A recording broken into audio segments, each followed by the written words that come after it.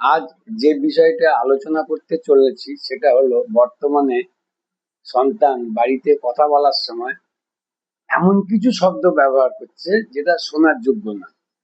এই বদ অভ্যেসটা কাটাবার জন্য ওকে অনেক বোঝানো হয় কিন্তু শোনে না। তার ফলে কেউ এর জন্য মারও খায় এবং এর ফলে বাড়ির পরিবেশটাও নষ্ট হচ্ছে। এই বিষয়টা নিয়ে আপনি কি খুব দুশ্চিন্তায় আছেন নাকি চিন্তায় আছেন? যদি দুশ্চিন্তায় থাকেন তাহলে কোনো সমাধানের রাস্তা খুঁজে পাবেন না। যদি চিন্তায় থাকেন তাহলে আশা করা যায় কোনো রাস্তা পাবেন। আর আপনি চিন্তায় আছেন বলেই এই বদ অভ্যেসটা কাটাবার জন্য আপনি অনেক কিছু করেছেন আপনার সাধ্য মতন। এখন আপনি আমার কাছে এসেছেন। আমি কি করি আপনি সেটা ভালোভাবেই জানেন। আমি as a professional predictive astrologer দীর্ঘদিন ধরে এই পেশায় আছি। কিন্তু আপনি যেহেতু আমার কাছে এসেছেন আমি জন্মছক করে প্রতিকারটা লিখে দিলাম। কিন্তু এই মুহূর্তে প্রতিকার করবেন না। কেন? আপনি হয়তো ভাবতেই পারেন প্রতিকার লিখে দিলাম অথচ প্রতিকার করতে বারণ করছি। তার কারণটা হলো আপনি ভাবুন কেন সন্তান এই ধরনের বাজে শব্দ কথা বলার মাঝে মাঝে ব্যবহার করছে। সেটা বোঝার জন্য প্রথমে আপনাকে কি করতে হবে? প্রথমে আপনাকে এটাই করতে হবে যে বাড়িতে তো আপনাদের এই ধরনের এই শব্দ ব্যবহার করে না। তাহলে কি উপায়? প্রথমত আপনি ভাববেন যে যে পুলকারে করে যখন স্কুলে যায় সেখান থেকে কি এই শব্দগুলো শিখছে বা শুনছে? ২, স্কুলে কোনো বন্ধুর কাছ থেকে কি এই ধরনের শব্দ শুনছে? তৃতীয়ত, ও যে আউটডোর কোচিং ক্যাম্পে যায় সেখান থেকে কি শিখছে নাকি বাড়ির আশপাশের পরিবেশ থেকে? আপনি যেহেতু বিষয়টা নিয়ে ভাবছেন মানে চিন্তা করছেন তাই আপনি সহজেই শনাক্ত করে ফেলবেন অ্যাকচুয়ালি কোথা থেকে ও শিখছে, সরি শেখা নয়, কোথা থেকে এই শব্দগুলো শুনছে। আপনি শনাক্ত করে ফেললেন। তারপর কি করবেন? আপনি কখনোই সেই জায়গায় গিয়ে মানে আপনি যে জায়গাটা শনাক্ত করেছেন যেখান থেকে আপনার সন্তান এই শব্দগুলো শুনছে সেই জায়গায় যাবেন না।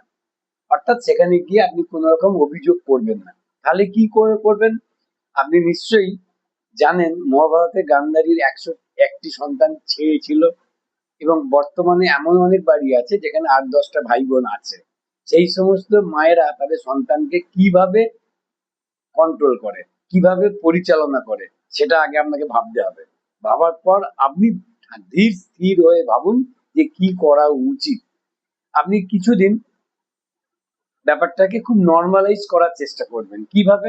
সন্তান যখন বাড়িতে এই ধরনের মানে কথা বলার মাঝে মাঝে এই ধরনের শব্দ ব্যবহার করবে আপনি ব্যাপারটাকে একটু অ্যাভয়েড করার চেষ্টা করবেন। অ্যাভয়েড ইন দ্য সেন্স আপনি শুনছেন অথচ না শোনার ভান করবেন। কি সেটা পারবেন তো? যদি পারেন তাহলে কি হবে যে সন্তান বুঝে গেল যে ব্যাপারটাতে কে কোনো আমল দিচ্ছে না।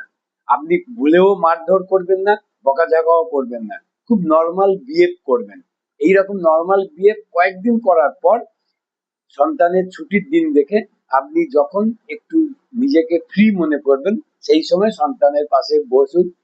খুব শান্তভাবে সন্তানের চোখের উপরে চোখ রেখে তাকে বলুন, তুমি কি মহাশ্বেতা দেবীর নাম শুনেছো? আর তুমি শুনবেই বা কি করে? উনি অনেক মানে বয়োজ্যেষ্ঠ লেখিকা। উনি একটি রাজস্থানের সমাজের উপরে একটা ছোট গল্প লিখেছিলেন সত্যি ঘটনা অবলম্বন করে। সেই ঘটনার ছোট গল্পটাকে কেন্দ্র করে ১৯৯৩ সালে একটা হিন্দি সিনেমা হয় যার নাম রুদ্রালী। আপনি আপনার মোবাইল ফোন থেকে সিনেমার কিছু ঝলক ওকে অল্প স্বল্প দেখিয়ে দেবেন, পুরোটা দেখাবার দরকার নেই। তারপর ওকে বলবেন এই সিনেমাটাতে দেখানো হয়েছে রাজস্থানের যারা ধনী পরিবার সেই পরিবারের কেউ মারা গেলে কাঁদবার জন্যে মানে শোক প্রকাশ করে কাঁদবার জন্য বাইরে থেকে মহিলাদের ভাড়া করে আনতো, তাদেরকে রুদ্রালী বলে। এই নিয়েই কিন্তু সত্যিকারের ঘটনা অবলম্বনে সিনেমা। এইবারে যে বিষয়টা আসছে আপনি সন্তানকে বলবেন যে তুমি তো সিনেমাটা দেখলে, এবার এই যে সিনেমাতে যেটা দেখানো হয়েছে যে যারা কাঁদছে যাদেরকে কাঁদবার জন্য ভাড়া করে আনা হচ্ছে তারা মানে কাঁদার বিনিময়ে তো পয়সা উপার্জন করছে। এই যে কাদার বিনিময়ে পয়সা উপার্জন করছে, এর জন্য তো তাকে বাড়িতে প্র্যাকটিস করতে হয়, হ্যাঁ কি না? চুপ করে ফেলে সন্তান হয়তো উত্তর দেবে না।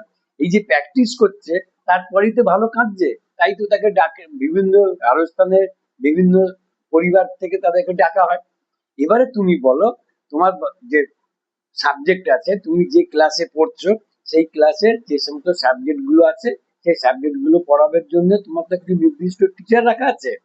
তারা তোমাকে পড়াতে পারছেন কেন? তার কারণটা হলো, সেই সমস্ত টিচাররা তাদের অল্প বয়স থেকেই খুব সুন্দরভাবে সেই সাবজেক্ট গুলো প্র্যাকটিস করেছেন, তাই আজকে তোমাকে পড়াচ্ছেন, তার বিনিময়ে তারা সম্মান মূল্য পাচ্ছেন। আচ্ছা, তুমি তো গানও শেখো, স্কুলের অনেক প্রোগ্রামে তুমি তো গানও গেয়েছো। এই তুমি যখন গান পারফর্ম করো, সেই সময় তোমার সঙ্গে কেউ তো বাজনাও বাজায়, তবলা বা মাউথ অর্গান, তুমি তো সেটা শোনো। শুনে তুমি কি সেটা বাড়িতে প্র্যাকটিস করো? করো না তো। তার কারণ তুমি গান বাজনাটা তেমন পছন্দ করো না, গানটা পছন্দ করো। তাহলে এবারে তুমি বলো, তুমি যে শব্দগুলো বাইরে থেকে শিখে আসছো, সেটাকে বাড়িতে প্র্যাকটিস করছো কেন? তাহলে কি তুমি কি চাও এই বাজে শব্দ কথা বলাটাই তোমার জীবনের জীবিকা হিসেবে নেবে? যদি সেটাই চাও, তাহলে বলো, আমি বাড়ি তোমার আমাদের মেন দরজার বাইরে তো একটা বোর্ড লিখে দিই যে এখানে বাজে শব্দ বলার জন্য লোক ভাড়া পাওয়া যায়, দেখবে তোমাকে অনেকেই ডেকে নিয়ে যাবে, তুমি উপার্জন করবে। যদি কান্নার জন্য লোক ভাড়া ভাড়া করা হয়, তাহলে বাজে শব্দ বলার জন্য লোক ভাড়া করবে। দেখো, তুমি কি সেটাকে জীবনের জীবিকা হিসেবে বেছে নিতে চাও? যদি না চাও, তাহলে তুমি যে কথাগুলো শুনছো, সেটাকে শোনাটাকে তো বন্ধ করা সম্ভব না। শোনো, কিন্তু প্র্যাকটিস করো না। যেটাকে প্র্যাকটিস করবে, সেটাকেই তোমার জীবনে কেরিয়ার হিসেবে বেছে নিতে চাও, পারবে কি? আমার কথাগুলো তুমি বুঝতে পারলে?